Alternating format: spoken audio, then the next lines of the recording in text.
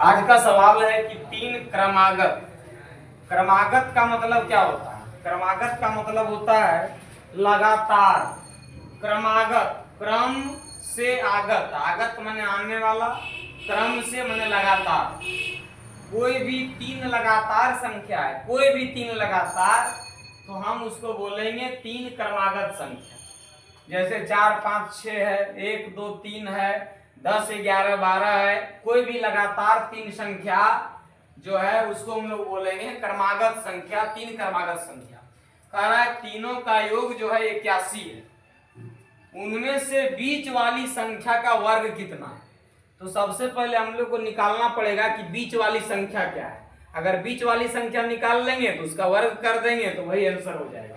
तो सबसे पहले हम लोग बात को समझते हैं कि इसमें किया क्या जाता है। मान लेते हैं कि कोई संख्या है, ये संख्या रियल में नहीं है, मान लेते हैं समझने के लिए कि मान लीजिए संख्या है 15 16 और 17। अब समझना है 15 से 16 कितना ज्यादा है? एक ज्यादा है। और 16 से 17 कितना ज्यादा है? वो भी एक ज्यादा है। 15 से जोड़ेंगे तो 17 दो ज्यादा है। 16 को देखेंगे 15 से एक ज्यादा है।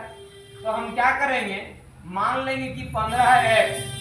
15 को अगर हम x मान लेंगे तो 16 जो है एक ज्यादा है, यानी कि x है तो ये हो जाएगा x प्लस 1, ये हो जाएगा x प्लस 1। 15 को अगर हम x मान लेंगे तो 16 जो है वो हो जाएगा x प्लस 1।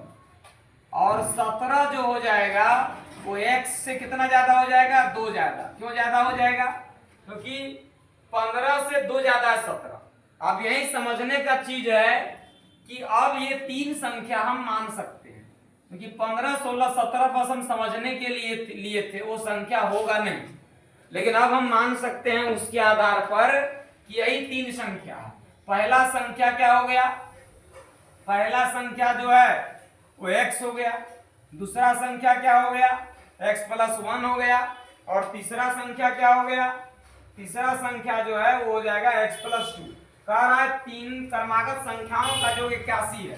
तो अकॉर्डिंग टू क्वेश्चन, प्रश्नानुसार प्रश्न से तीनों का योग, योग मैंने सम, तो x प्लस 1 और x प्लस 2 तीनों का सम 81 है।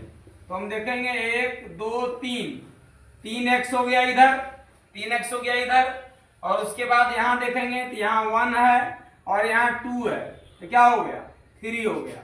और 3x प्लस 3 बराबर क्या हो गया? 81 हो गया। 3x प्लस 3 बराबर क्या हो गया? 81 हो गया। अब यहाँ से निकाल लेंगे x का वैल्यू। अगर हम 3x बराबर यहाँ निकालना चाहे तो यहाँ प्लस 3 है, वो डिजिट वाले के तरफ जाएगा तो माइनस हो जाएगा, तो हो जाएगा 81 माइनस 3। और 81 में 3 चला गया, कितना बचा? 81 में 3 चला गया तो बचा 78। तो 78 बच गया, तो 3x बराबर क्या हो गया? 78 हो गया। अब यहां से हम x का वैल्यू फाइंड कर लेंगे। फिर से वही बात, सटा हुआ है तो गुना में है, सटा हुआ कोई चीज तो क्या है? गुना में है।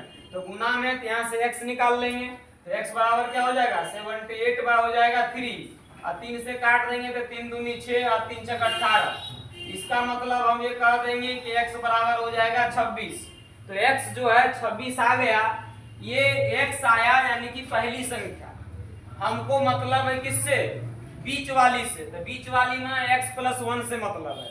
बीच वाली कहने का मतलब x प्लस 1 से मतलब है, क्योंकि बीच में यही पर है, यही है x प्लस 1। अगर हमको पूछता तीनों तो पहला हो जाता 26, दूसरा हो जाता 26 प्लस 1 27, और तीसरा हो जाता 26 प्लस 2 28। लेकिन हमको पूछा है बीच वाली, तो बीच वाली कौन है? बीच वाली है x प्लस 1। तो x प्लस 1 कहने का मतलब हम क्या करेंगे? x की जगह रख देंगे, x की जगह रख देंगे 26 और प्लस 1 कितना हो गया? 27।